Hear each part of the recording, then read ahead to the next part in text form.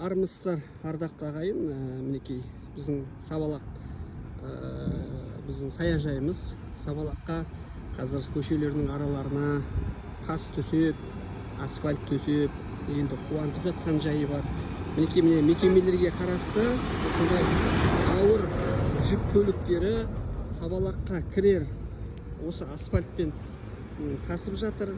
Әрине жұмыстары дұрыс, бірақ дегенмен қосымша менің өзімнің ұсынысым бар. Осы жасап жатқан мердігерлердің құлағына алтын сырға дейміз бе, немесе Қызылорда қаласының әкімдігіне құлақ қағыс дейміз бе.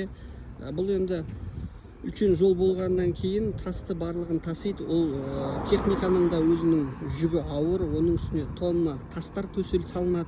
Сол тастар салынғаннан кейін баратын жағына барады. Бірақ бұлар бұна асфальт, оны көтере ме, көтермей ме, бірақ бұл асфальттың уже сапасын жоғалтып жатыр деп айтуға болады. Сондықтан мына Сабалақ болсын, Тасбөгет болсын, мынау Комсомол болсын, коммунизм болсын, асфальт төсегендері барлығы жақсы, бірақ дегенмен артынан осы асфальттардың сапасын өкінішке орай құртатыны тағы көңілімізге қаяу салады. Сондықтан мен ойлаймын, естеріңізде болса, бұрын Батысқа Европа тас жолын Әзербайжандар салған кезде олар асфальтты, гравий тастарды Сұлтан Бейбарыс көшесімен тасыған болатын.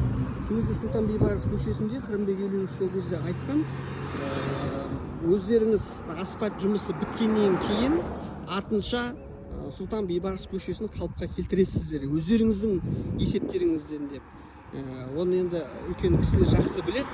Сондықтан мен ойлаймын, енді мына асфальтты қазір кезінде онда мемлекеттің қаражатына салынған асфальт қой. Осы Сабалақтың тұрғындарына жайлы болсын деп салынған асфальт. Енді ауыр жүк көліктері қаншама мынаған салмақ салып, оның сапасын құртып жатқаны белгілі. Сондықтан біздің қала әкімі де осындай мердігерлерге талап қойса деген ұсынысымыз бар. Құрметпен, Жасұлан Жақупов.